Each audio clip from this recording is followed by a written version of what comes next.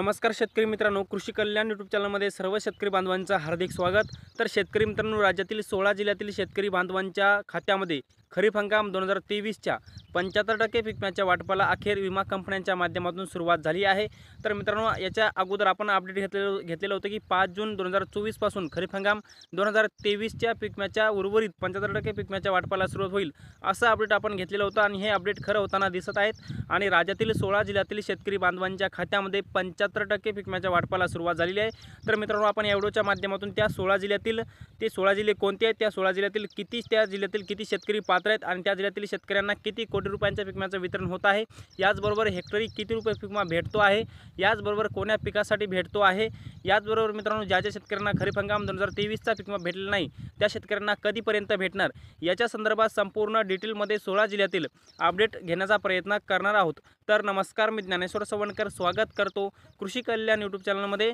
तर शेतकरी मित्रांनो, आमच्या चॅनलवर जर नवीन असेल चॅनलला नक्की सबस्क्राईब करा। व्हिडिओ पाहणाऱ्या प्रत्येक शेतकरी बांधवांनी चॅनलला सबस्क्राईब करावे, जेणेकरून असेच नवनवीन अपडेट तुम्हाला सर्वप्रथम आमच्या चॅनलवर पाहायला मिळतील।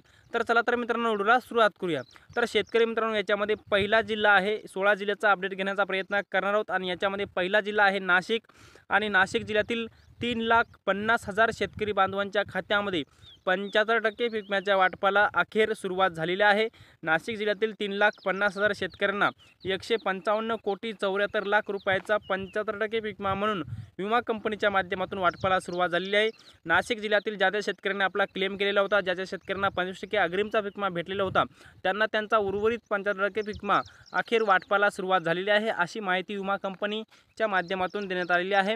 मित्रांनो, दुसरा जिल्हा आहे जळगाव आणि जळगाव जिल्ह्यातील 16,921 शेतकरी बांधवांसाठी आनंदाची बातमी आहे, कारण की 16,921 शेतकऱ्यांना 25% अग्रिमचा पीक विमा भेटलेला होता आणि आता या शेतकऱ्यांना त्यांचा उर्वरित जे काही पोस्ट हार्वेस्टच्या डाट्यानुसार पीक कापणी प्रयोगांती जे काही नुकसान असते त्यानुसार 16,921 शेतकऱ्यांना 4,88 लाख रुपयाच्या पीक विम्याच्या वाटपाला सुरुवात अखेर जळगाव जिल्ह्यामध्ये झालेली आहे।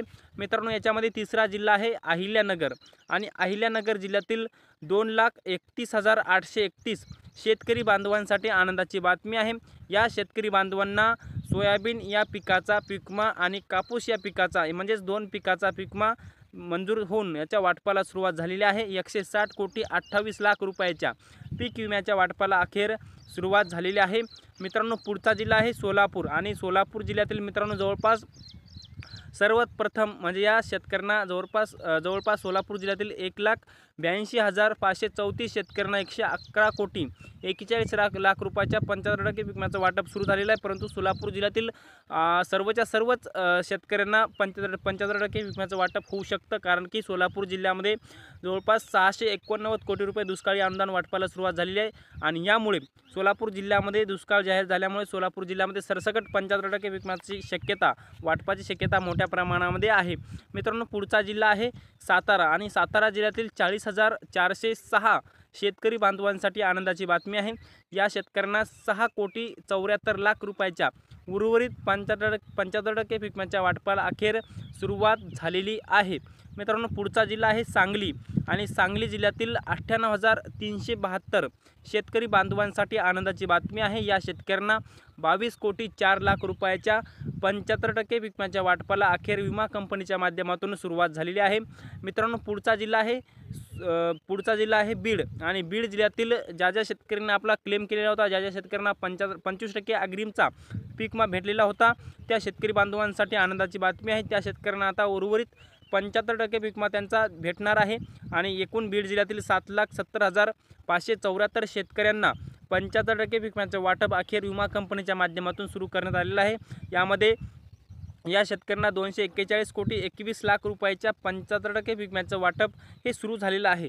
मित्रांनो, पुढचा जिल्हा आहे बुलढाणा आणि बुलढाणा जिल्ह्यातील 36,558 शेतकरी बांधवांना 18 कोटी 39 लाख रुपयाच्या 75% पीक विम्याच्या वाटपाला अखेर विमा कंपनीच्या माध्यमातून सुरुवात करण्यात आलेली आहे।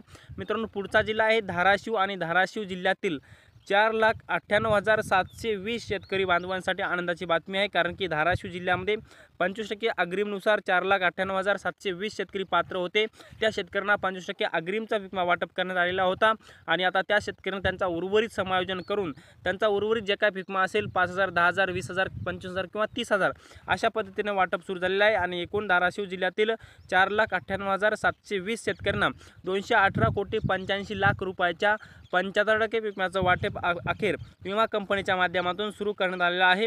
मित्रांनो, पुढचा जिल्हा आहे अकोला आणि अकोला जिल्ह्यातील शेतकरी बांधवांसाठी सुद्धा आनंदाची बातमी आहे, कारण की अकोला जिल्ह्यामध्ये सुद्धा 75% विम्याच्या वाटपाला अखेर विमा कंपनीच्या माध्यमातून सुरुवात करण्यात आलेली आहे. ज्यामध्ये अकोला जिल्ह्यातील 52 महसूल मंडळातील 1,77,253 शेतकऱ्यांना त्यांचा उर्वरित विम्याच्या वाटपाला अखेर कालपासून सुरुवात झालेला आहे. एकूण 97,29,00,000 रुपयाच्या विम्याच्या वाटपाला अखेर विमा कंपनीच्या माध्यमातून सुरू करण्यात आलेला आहे. मित्रांनो, पुढचा जिल्हा आहे कोल्हापूर आणि कोल्हापूर जिल्ह्यातील जवळपास 2,200 शेतकरी बांधवांसाठी आनंदाची बातमी आहे. कोल्हापूर जिल्ह्यातील 2,200 शेतकरी बांधवांना जवळपास 1 कोटी रुपयाचा पिकम्याच्या वाटपाला सुरुवात झालेली आहे. कोल्हापूर जिल्ह्यातील ज्या शेतकऱ्यांना आपला क्लेम केलेला होता, ज्या शेतकऱ्यांना 25% अग्रिम भेटलेला होता, त्या शेतकऱ्यांना त्यांचा उर्वरित विमा भेटायला सुरुवात झालेली आहे. मित्रांनो, पुढचा महत्त्वाचा आणि मोठा जिल्हा आहे जालना आणि जालना जिल्ह्यातील 3,70,625 शेतकरी बांधवांसाठी आनंदाची बातमी आहे. जालना जिल्ह्यामध्ये 5 तालुक्यामध्ये दुष्काळसुद्धा जाहीर केलेला होता. दुष्काळी अनुदानसुद्धा जालना जिल्ह्यामध्ये वाटप सुरू आहे. त्यामुळे त्या अनुषंगाने पाहता अंतिम आणेवारी पोस्ट हार्वेस्टचा डाटा आणि पीक कापणी पश्चात नुकसान हे मोठ्या प्रमाणामध्ये असल्यामुळे जालना जिल्ह्यातील 3,70,625 शेतकऱ्यांना त्यांचा उर्वरित समायोजन करून विमा वाटपाला सुरुवात झालेली आहे. एकूण 160,48,00,000 रुपयाच्या विम्याचं वाटप हे जालना जिल्ह्यामध्ये सुरू करण्यात आलेलं आहे. मित्रांनो, पुढचा जिल्हा आहे परभणी आणि परभणी जिल्ह्यातील शेतकरी बांधवांसाठी सुद्धा आनंदाची बातमी आहे. परभणी जिल्ह्यातील 4,41,970 शेतकरी बांधवांना 206,11,00,000 रुपयाच्या पीक विम्याच्या वाटपाला सुरुवात करण्यात आलेली आहे.